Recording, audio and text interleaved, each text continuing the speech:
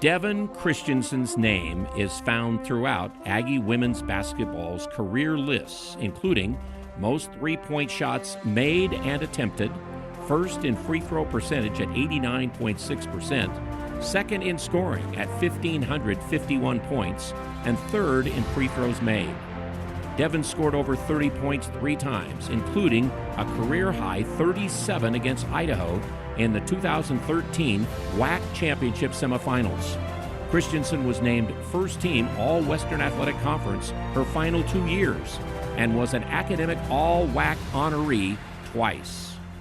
I was really excited when I got the call from the university letting me know that I was going to be in the Hall of Fame. I was very surprised. I just really had to remember that I played here. I've been so busy with my 4 little kids, and sometimes I don't even remember that former part of my life, and they just brought back a flood of memories, and I was really excited, so it was very humbling. For me, I knew from a young age that I really wanted to play college basketball, and in fact, I knew that it was professional. So for me, college basketball was just a stepping stone to playing professionally, and I was ready for that from the time I was in junior high. And so by the time I started getting letters of recruitment from college coaches, it seemed very real to me. I'd already seen it in my head. I'd already rehearsed how it all would go. And of course, there were things I didn't anticipate and didn't know. But recruiting was so fun because I was ready for that part of my life, and I had been for a long time, many years. And as far as choosing Utah State, Coach Peebley just was very good about staying connected with me, staying in touch with me. I felt like she followed my high school journey really closely and was able to keep things very personal. So I felt like she really cared, and her staff. I just felt very connected to the program, more so than other coaches that were recruiting me. And, you know, in fact, I didn't want to come to Utah State. I just saw myself on the beach in California, so that's where I was looking. But I ended up falling in love with it, and when I came on my visit here, it felt like family. That's probably the biggest thing that I could say is it made my decision pretty easy. In fact, I think I committed on my visit. Yeah, Coach Peebley, she taught me a lot of things, especially about culture building, and I think that's why she's gone on to have such a successful career. Everything she did was very intentional and very deliberate, and I really just enjoyed all the team building she did. She invested a lot of extra time into us as a team. She challenged me a lot personally, and there were times that we butt heads, but it was always coming from a good place, and she was always very fair to approach and talk to. I'm sure there were times that I was a complete thorn in her side, but I wanted to feel like I knew what she was doing and why, and I know I asked her a lot of questions that I'm sure she just wanted to be like, just do what I say, okay? But that was never my style, and we got that ironed out over the 3 years that she was here, and I really enjoyed my experience playing with her because she pushed me so much. My senior year, Jerry Finkbeiner came in as the coach as Coach Peebley moved on. He was so fun to be around. I remember sitting in an interview with a couple of my teammates with him, and we were all like, that's the guy, that's who you need to hire. And we all felt so strongly about him. And he had a completely different coaching style than Coach Peebley did, but I adjusted to him so easily, in part because I was a senior and had already established my reputation here, but also because he put so much trust in me. I just felt like it was so genuine from the beginning, and I just felt like we were in sync and on the same page, and I loved playing for him. I look back on my playing years just with a lot of joy and mixed feelings, because as good as we were by program standards, I felt like, I mean, we really were shooting for championships, and we just fell barely short multiple of those seasons. And so in some regard, I still have, dreams about that, and I've still talked to former teammates of mine. And so in some ways, my heart sinks when I think about it.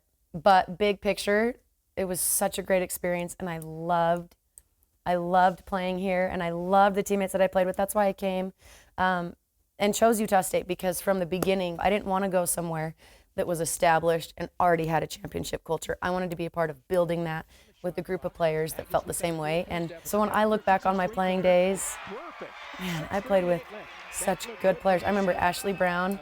She was so fun to play with. LaCale, Pringle Buchanan, she was so fun. My best friend, Pua Furtado, and so many others. Jenna Johnson from Alaska, Elise Nelson from Oregon, Alice Coddington, my first year here, she was the team captain, and she set the tone really high. And so just, man, yeah, the best part of my playing days here was for sure the family unit that we had as a team. And I think that's really rare in these days as I help players try to get recruited. There's not a lot of universities that have that with the transfer portal. And so I feel super blessed that I was able to have that at Utah State. I have a lot of games that I look back on with fondness. I still remember going to Louisiana Tech, Nevada.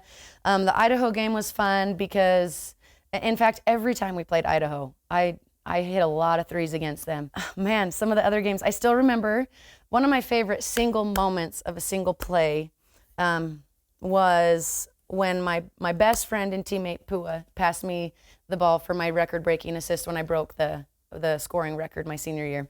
She was the one who checked into the game, drew a couple defenders, kicked to me in the corner, and I hit it. And that was a really special moment for her and I to share. We were always roommates, always road travel buddies, and for her to pass me the ball on that record-breaking three was so good. And so that's something that her and I will always share, that she had that pass to me. And our stories are totally different.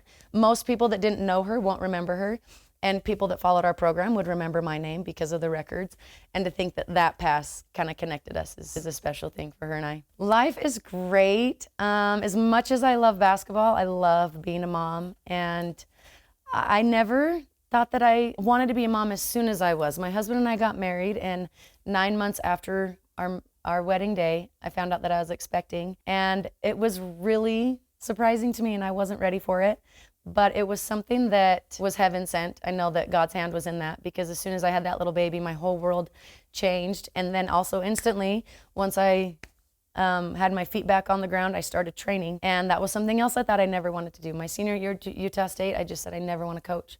I never, ever want to coach. I have no patience, no tolerance for players that aren't as committed or as intense as I am, and I won't ever do it.